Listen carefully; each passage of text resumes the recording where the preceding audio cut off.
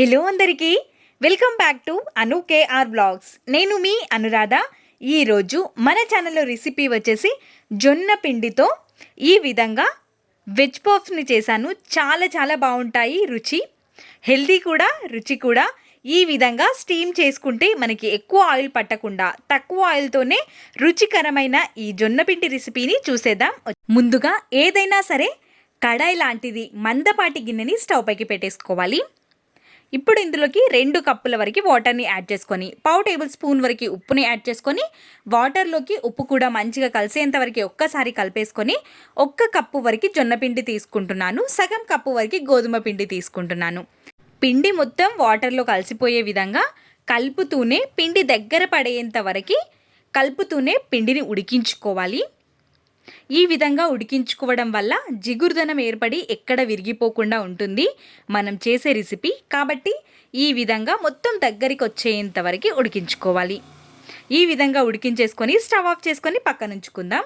ఇప్పుడు స్టఫింగ్ని ప్రిపేర్ చేసుకుందాం. ఒక చిన్న గిన్నె పెట్టేసుకొని ఇందులోకి 2 టేబుల్ స్పూన్ల వరకు ఆయిల్ వేసుకొని, ఆయిల్ వేడిగా అయిపోయిన తర్వాత జీలకర్ర, ఆవాలు చటపటలాడినప్పుడు ఇందులోకి సన్నగా తరుక్కున్న పచ్చిమిర్చి తరుగుని యాడ్ చేసుకోవాలి. అదేవిధంగా ఒక చిన్న ఆనియన్ని కూడా సన్నగా కట్ చేసుకొని యాడ్ చేసుకోవాలి. మనకి లైట్ గోల్డెన్ బ్రౌన్ కలర్ వచ్చిన తర్వాత ఇందులోకి లేతగా ఉన్న బీన్స్ని సన్నగా కట్ చేసుకొని తీసుకుంటున్నాను. బీన్స్ కూడా లైట్గా ఫ్రై అయిపోయిన తర్వాత ఇందులోకి ఒక చిన్న సైజ్ ఆలుని, క్యారెట్ని తురుముకొని తీసుకుంటున్నాను.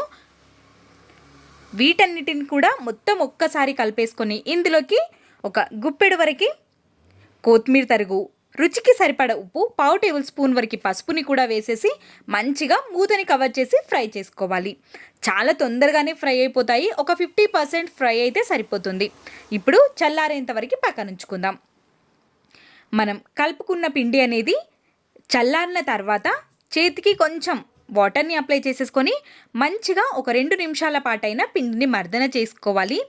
పిండి చూస్తున్నారు కదా, మనకి చపాతీ పిండిలాగా చాలా బాగా అయిపోయింది. ఎక్కడ విరిగిపోయే అవకాశమే ఉండదు. మంచిగా 2 నిమిషాల పాటైనా మర్దన చేసుకుంటే పిండి చాలా తేలిక పడుతుంది. ఇప్పుడు ఒక చిన్న కవర్ని తీసేసుకొని దీనిపైకి కొంచెం ఆయిల్ని అప్లై చేసుకొని, చేతికి కూడా కొంచెం ఆయిల్ని అప్లై చేసేసుకొని ఈ విధంగా ముద్దలాగా తీసేసుకొని నెమ్మదిగా ప్రెస్ చేసుకొని తీసుకోవాలి. మధ్యలో మనం చేసుకున్న స్టఫింగ్ని కూడా పెట్టేసి ఈ విధంగా కవర్ చేసుకొని నెమ్మదిగా కొంచెం పెద్దగా అయ్యే విధంగా చేసుకొని ఇంకొక ప్లేట్లోకి తీసుకొని పెట్టుకోవాలి. అదే విధంగా అన్నిటినీ కూడా ప్రిపేర్ చేసుకొని తీసుకోవాలి. మనం పిండిని ఎంత మంచిగా మర్దన చేసుకుంటే అంత మంచిగా వస్తాయి.